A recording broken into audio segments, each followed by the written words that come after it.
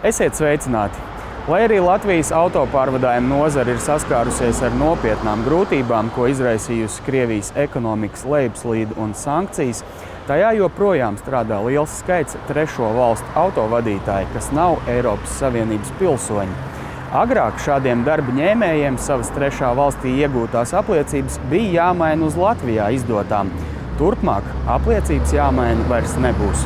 Bieži vien šiem trešo valstu pilsoņiem, kas darbojās tieši austrumu virzienā, rodās problēmas savās īstajās mītnes valstīs ar Latvijas izdotajām vadītāju apliecībām, un līdz ar to, uzklausot šo vēlmi izdot viņiem atsevišķu dokumentu, tad Ceļu satiksmes drošības direkcija no 13. oktobra sāks šiem autovadītājiem izdot vadītāju kvalifikācijas kartes. Eiropas Savienības pilsoņiem nekas nemainās. Šis tā saucamais 95. kods tiek atzīmēts vadītāja apliecībā. Savukārt tiem trešo valstu pilsoņiem, kas strādā mūsu autopārvadātāju uzņēmumos, tiks atstāta viņu trešo valstīs iegūtās vadītāja apliecība, bet viņiem tiks izsniegts atsevišķs dokuments vadītāja kvalifikācijas karte. Jaunā kārtība attiecas uz trešo valstu pilsoņiem, bet pašmāju iedzīvotājiem, sevišķi riteņbraucējiem, drīzumā dzīve kļūs nedaudz vieglāka. Esošajiem velosipēdistiem ne par ko nav jāuztraucās. Viņu velosipēdu vadītāja apliecības ir derīgas līdz norādītajam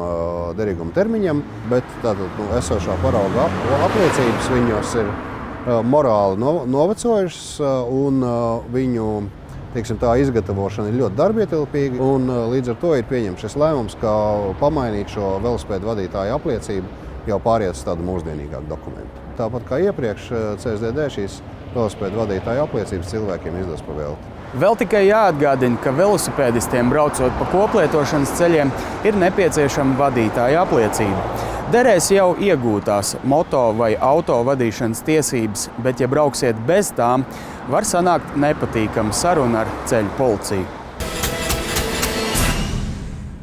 Dienvidu tiltam ir jau teju 6 gadi, lai arī tā būvniecību un atklāšanu pavadīja dažādi skandāli un jautājumi par izmaksām, vienu tomēr nevar noliegt. Jaunais tilts pilnībā izmainījis transporta plūsmu gan Rīgā, gan Latvijā kopumā.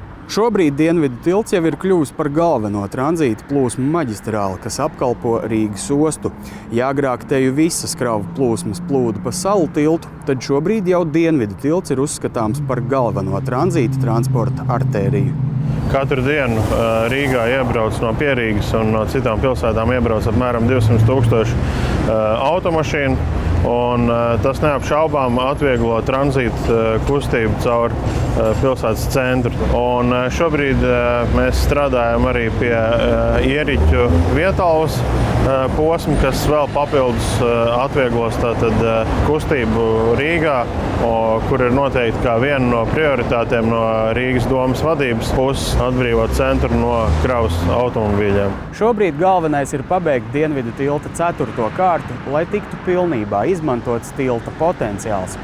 Kā sokas ar šī projekta realizāciju, mēs ziņosim kādā no nākamajiem raidījumiem.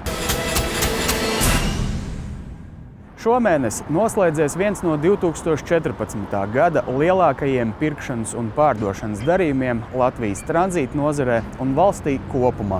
Atvērtās akciju sabiedrības vienotās ķīmijas kompānijas Uralchim pastarpināti piedarošais uzņēmums Sijā Despina Capital iegādājās 55% uzņēmuma Vent аммониакс daļas. Я думаю, что здесь выбора особого не было. Нет возможности в другом месте переваливать аммиака, поскольку аммиака мы производим много.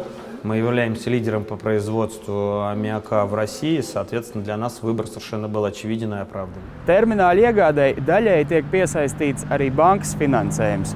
Šajā jomā par sadarbības partneri tika izvēlēta ABLV banka. Kopējais iegādes darījums ir 55 miljoni eiro, un bankas finansējums ir 33 miljoni eiro. Tādu projektu pēdējo 2 gadu bija pavisam maz. Es domāju, ka Uralchims var nodrošināt kravu pieaugumu terminālā 5 reizes, un palielināt ieņēmumus gan Ventspils vietējā budžetā, gan arī valsts budžetā. Uralchim jau pieder jaunbūvēts beramo minerālu mēslu termināls Rīgas Brīvostā. Tomēr būvēt vēl vienu jaunu terminālu amoniaka pārkraušanai ir neizdevīgi.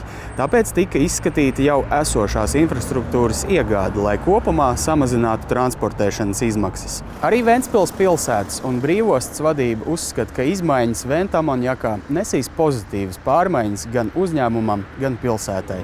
Ražotājs lielākais amoniaka Krievijā kļūst par īpašnieku un sola palielināt kravu apgrozību apmēram 2 reizes.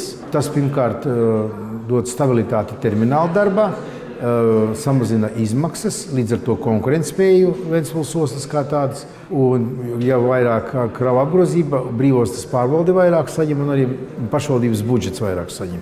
Tā kā gan no sociāla, gan ekonomiskā aspekta tā prognozējot, es domāju, ka tas būs ieguvums. Uralchim vadība sola, ka neskatoties uz pārkrautā apjomu pieaugumu, drošība uzņēmumā joprojām būs pirmajā vietā. Visu labu!